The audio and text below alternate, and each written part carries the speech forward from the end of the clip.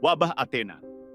Terjadi pada tahun 430 sebelum Masehi, tepatnya saat Perang Peloponnesia di Yunani kuno. Diperkirakan menewaskan sekitar 100.000 orang, termasuk tokoh besar Perikles. Penyebabnya belum pasti, tapi dugaan kuatnya karena tifus atau cacar. Ini salah satu catatan tertua tentang pandemi dalam sejarah manusia. Wabah Antonini terjadi pada tahun 165 sampai 180 sebelum Masehi ketika di Kekaisaran Romawi. Diperkirakan menewaskan hingga 5 juta orang, kemungkinan besar disebabkan oleh cacar. Akibat wabah ini berdampak pada lemahnya militer Romawi dan mempercepat keruntuhan kekaisaran. Wabah Justinian terjadi di tahun 541 sampai 542 sebelum Masehi, pandemi pes pertama yang tercatat secara luas. Muncul di Kekaisaran Bizantium, menewaskan 25 sampai 50 juta jiwa. Penyebabnya bakteri Yersinia pestis yang mengakibatkan ekonomi dan populasi Eropa menyusut drastis. Black Death terjadi pada tahun 1347 sampai 1351. Wabah ini jadi wabah paling mematikan dalam sejarah manusia. Diperkirakan membunuh 75 sampai 200 juta orang di Eropa, Asia, dan Afrika Utara. Wabah Black Death disebabkan oleh bakteri Yersinia pestis, ditularkan lewat kutu dan tikus.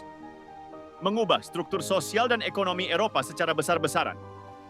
Wabah cacar di Amerika terjadi pada abad ke-16. Dibawa oleh penjajah Eropa ke benua Amerika. Cacar ini menewaskan sekitar 90% populasi pribumi di Amerika Tengah dan Selatan. Akibat pandemi ini sekaligus membantu penaklukan Imperium Aztec dan Inca. Jadi contoh tragis bagaimana penyakit bisa jadi senjata biologis YG tak disengaja. Wabah kolera global. Wabah kolera terjadi pada tahun 1807 sampai 1975. Terdapat 7 gelombang pandemi kolera global. Kolera berasal dari air yang terkontaminasi bakteri Vibrio cholerae. Gejala utamanya diare hebat dan dehidrasi. Gelombang pertama dimulai di India, lalu menyebar ke Asia, Eropa, dan Amerika. Penemuan air bersih dan sanitasi jadi solusi utama untuk wabah ini. Flu Spanyol. Flu Spanyol terjadi pada tahun 1918 sampai 2020. Menjadikan pandemi influenza paling mematikan dalam sejarah modern. Menewaskan sekitar 50 juta orang dalam waktu kurang dari 2 tahun. Berbeda dengan flu biasa, flu ini banyak membunuh orang muda dan orang sehat sekalipun. Penyebabnya yakni virus H1N1. Terjadi di akhir Perang Dunia I dan memperparah kekacauan global. Wabah HIV/AIDS. HIV/AIDS ditemukan pada awal tahun 80-80-an dan masih berlangsung hingga kini.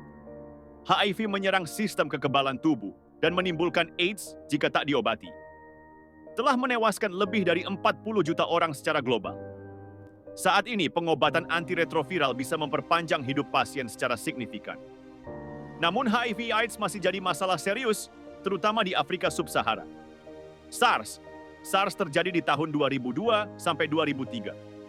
Sejenis dengan virus corona yang pertama kali muncul di Tiongkok. Menjangkit lebih dari 8.000 orang dan menewaskan sekitar 774 orang. Tingkat kematiannya tinggi, hampir 10%. Wabah ini berhenti relatif cepat berkat isolasi dan deteksi dini. Flu babi H1N1. Wabah WG terjadi pada tahun 2009 sampai 2010. Virus influenza H1N1 baru menyebar ke seluruh dunia. Meskipun menyebar sangat cepat, namun tingkat kematiannya rendah. Diperkirakan menewaskan sekitar 200.000 orang secara global. Organisasi Kesehatan Dunia atau WHO menyatakannya sebagai pandemi global. Ebola terjadi pada tahun 2014 sampai 2016 dan 2018. Wabah Ebola terbesar terjadi di Afrika Barat, terutama Guinea, Liberia, dan Sierra Leone. Tingkat kematiannya sangat tinggi, hingga 90% pada beberapa kasus. Virus ini menyebar lewat kontak langsung dengan cairan tubuh. Butuh respons cepat dalam penanganan dan isolasi YG ketat. COVID-19. Pandemi global terbaru terjadi pada tahun 2019 sampai sekarang, disebabkan oleh virus corona SARS-CoV-2. Pertama kali virus ini ditemukan di Wuhan, Tiongkok, dan menyebar ke seluruh dunia. Menewaskan jutaan orang, mengubah cara hidup global, dan menyebabkan krisis ekonomi. Vaksin mRNA dan kebijakan kesehatan masyarakat dari pemerintah jadi kunci pengendalian COVID-19. Pandemi ini menunjukkan pentingnya kolaborasi global dan kecepatan respons sains. Terima kasih sudah menyimak, sampai jumpa di pembahasan berikutnya.